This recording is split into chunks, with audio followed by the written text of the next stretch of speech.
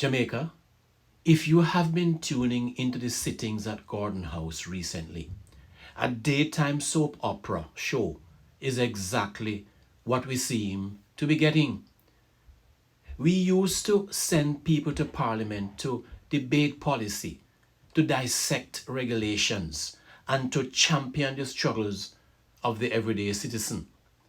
But lately, it seems certain freshmen parliamentarians have mistaken the sacred chambers of our democracy for an audition at the Ward Theatre. Take Nekeisha Burchell, the newly minted Member of Parliament for St. James Southern. Nekeisha Burchell is running a very dangerous race. She won St. James Southern in 2025, unseating Omar Davis. That was a shocker. It was a big win, of course. She came in with an impressive resume, a master's degree in strategic communications from the London School of Economics, I believe. So she supposedly has the brain power. So why is she acting like a political neophyte who can only get attention by causing a scene? Now, there's nothing wrong with political fire. We all love a good, robust debate. But what we are witnessing from Member Burchell isn't political passion. It's a meticulously rehearsed theatrical performance. Every gesture is exaggerated. Every retort is laced with a strange performative energy that leaves you wondering if she's trying to pass a bill or secure a reality TV contract. And for some reason, she is strategically seated where she cannot be overlooked. Because the moment the camera pans to the opposition side, her face fills the camera. She is even overshadowing the opposition leader and leader of opposition business with her childish, immature antics. There is an erratic, high-octane theatricality to her delivery that has onlookers whispering, asking the uncomfortable question: is she just overly dramatic, or is she under the influence of something far more potent than mere political zeal? Even her opposition MP colleagues seem to be distancing themselves from her at times, cringing in Parliament, because she carries herself like someone who thinks the cameras are only rolling for her TikTok feed. She behaves like a performer who believes that as long as she is loud, animated, and disruptive, very deliberate, she is winning. But Miss Burchell, shouting down the House Speaker and turning procedural debates into dramatic monologues, isn't leadership. Come again. Member Burchell, this is a spectacle. And right now, Jamaica is getting tired of your circus. It was only going to be a matter of time before the veterans in the room decided they had seen enough of this amateur dramatics.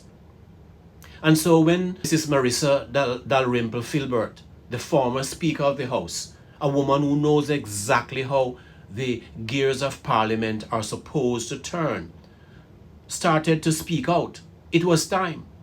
She stood up and ripped into Burchell. She didn't just give a political critique. She delivered an object lesson in institutional discipline, as I would describe it. Dalrymple-Philibert stated plainly that in all her years, she had never seen a member behave toward a speaker with such blatant and adulterated disrespect. And she's a woman herself.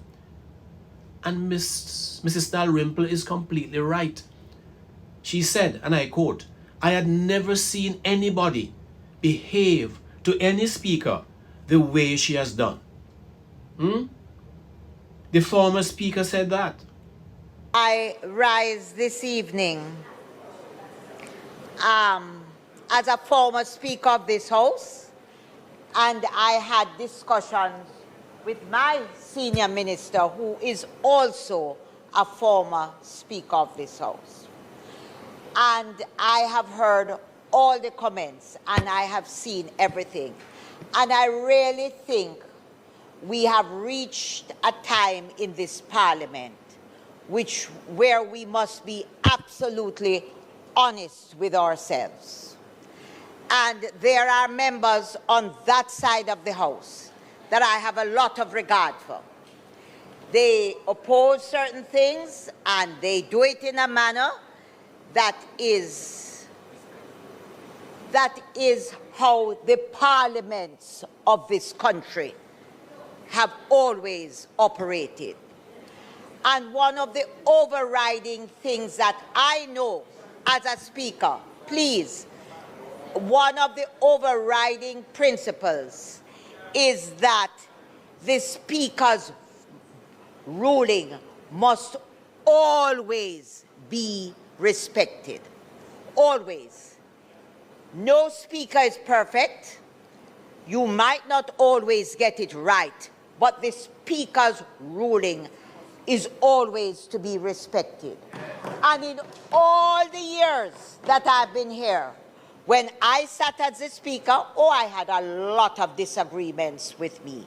But never has this parliament on either side ever gone into what I have seen.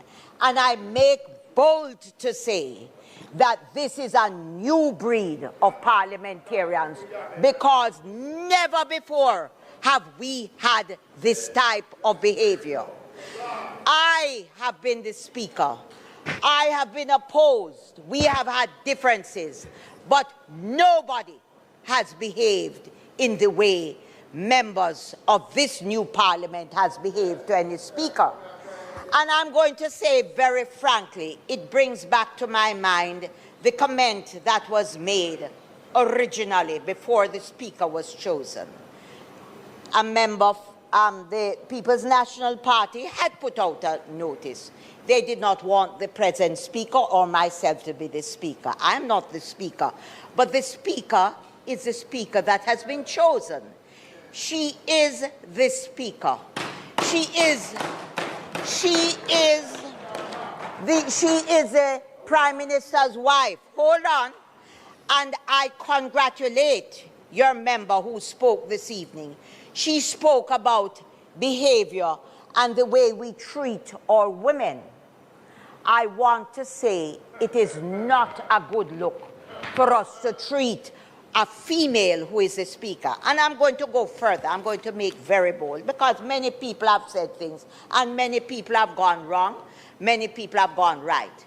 But you know, the older members of parliament, I look and I see the present leader of opposition business, who was also the leader of opposition business when I was a speaker. And you just watch his profile. Never before have we had the type of behavior. And I'm calling it as I see it. The member, hold on, the member on that side from South St. James, I am saying particularly to her, I have never seen anybody behave to any speaker the way she has done. And hold on, I want to say that the member, I'm not to call names, that spoke just before me.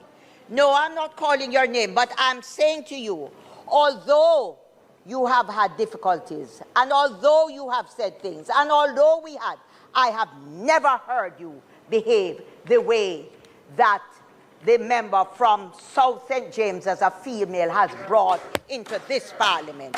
I'm calling her out because she's young, she's new, she's female, and we have a female speaker.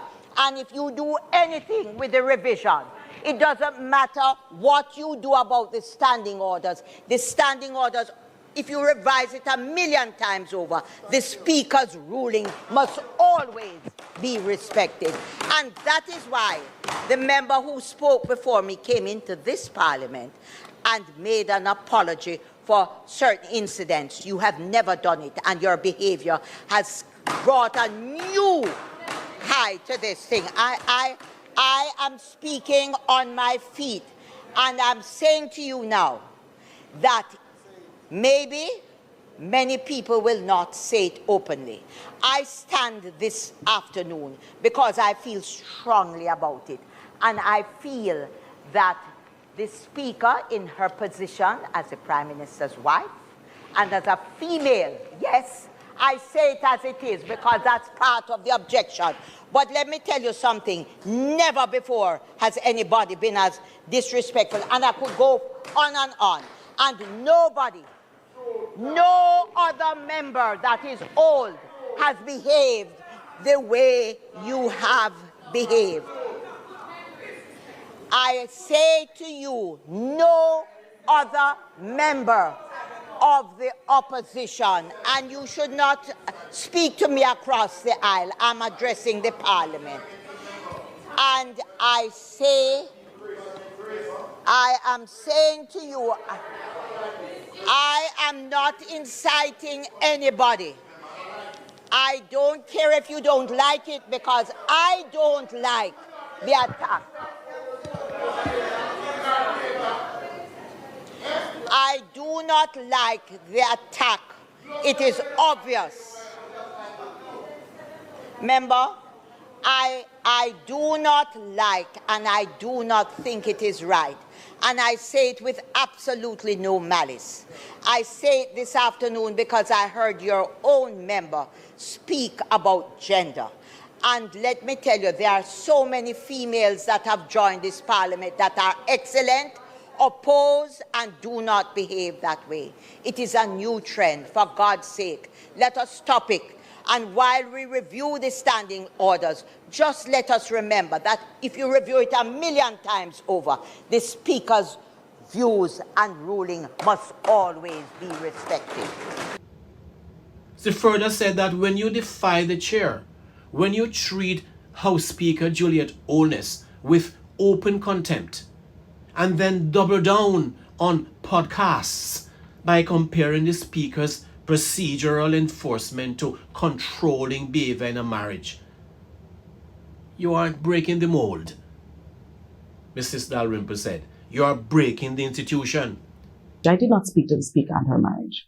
I made two analogies in my interview, and this was not in Parliament. In my interview, I made two analogies. I said, there is a distinct difference between maintaining order in Parliament and controlling. You can control, one can control in the way school marms control schoolyards. One can control how you control at home, be it with your husband, your children, whomever. That was the extension of the analogy. However, control has no place in Parliament. And may I add, Mrs. Holness is happily married and understands marriage. This isn't about whether you like Juliet Holness or the Jamaica Labour Party. It's about the standing orders. It is about the basic decorum required to keep a democracy from devolving and evolving into a barroom brawl. But instead of taking the rebuke as a wake-up call, what did Burchell do? She doubled down. She played the victim. She mistook, like a child, unnecessary institutional correction for a personal attack. When defiance is celebrated as a badge of honor and civility is thrown out the window, Miss Burchell, you aren't doing the work of the people. You are just feeding your own ego. And at this rate, Burchell is fast-tracking her career to become a one-term parliamentarian. History is a brutal teacher, but only if you actually bother to read the book, Miss Burchell. Member Burchell seems to have skipped that class, as a matter of fact. She needs to understand that our political graveyard is filled with the bones of politicians who confused notoriety with popularity.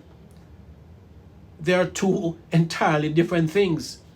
Several famous politicians throughout history have crossed that thin, dangerous line and become completely infamous.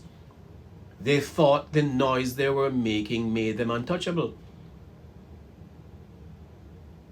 They thought the headlines meant they were loved. But when the dust settled, the voters realized that underneath all the noise, there were no substance. There was no substance underneath all the noise. There was no running water delivered, no roads fixed, no policies crafted, just a series of viral clips and parliamentary suspensions. And if she continues down this path of constant confrontation and theoretical defiance, I tell you, she's destined for the exact same fate. She will not be remembered as a statesman, but as a footnote, a cautionary tale of wasted potential. But here's the most fascinating and perhaps the most dangerous twist in this entire drama. Nekeisha Burchell is completely outshining her own party leader, Mark Golding. In politics, there is an old unwritten rule: never outshine the leader. But right now, when people think of the PNP's presence in Parliament, I can tell you, they aren't talking about the leader of the opposition's grand alternative vision for Jamaica. You know what they're talking about? Nekeisha Burchell's latest blowout with the Speaker. They're talking about the PNP having to close ranks to issue media releases defending her behavior because she got cornered by the government benches. Imagine that. She has managed to shift the spotlight entirely onto herself. But here's the catch. She's getting attention for all the wrong reasons. When your party leader is trying to present an image of a stable, ready to govern alternative, and your most visible freshman, MP, is getting publicly dragged by a former speaker for behaving like she's in a street dance, it completely undermines the party's credibility. Miss Burchell is pulling the spotlight away from policy and dragging it into the gutter of personality politics. The PNP Secretariat can put out all the defensive press releases they want. After all, they are politicians, claiming the government is trying to silence them. But the public sees right through it. They haven't learned a thing. They see a freshman MP who is a fundamentally uncontrollable and running her own script and drowning out her leader's voice with her own theoretical static. The PNP doesn't seem to recognize that themselves. They haven't learned a thing from the last election. Nekeisha Burchell stands at a crossroads. She's a highly educated, capable young woman who successfully broke into a notoriously patriarchal political landscape. That takes grit. But grit without grace is just hostility. If she wants to survive past the next election cycle, she needs to fire her current director of choreography. And remember that she is in Gordon House, not on a theater, not on a stage.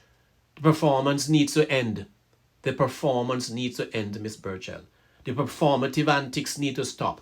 It's time to trade the theoretical scripts for the standing orders. Put down the victim card. Take up your emotional intelligence and start doing the work, the serious work of a statesman. Because listen, if you don't do what you have to do, history has already written your ending. And it won't be a standing ovation. It will be a swift, silent exit from the stage to the left. Miss Burchell, take heed and take my unsolicited advice. Focus on what you promised to do for your constituency. That's what got you elected. I suppose, and leave the theater for the comics, unless you yourself is a comic. And if you are a comic, you're in the wrong house. This has been Dear Jamaica. Until next time, one Jamaica, one vision, under God. See you next time. Dear Jamaica, here we call. One people, one nation, standing tall.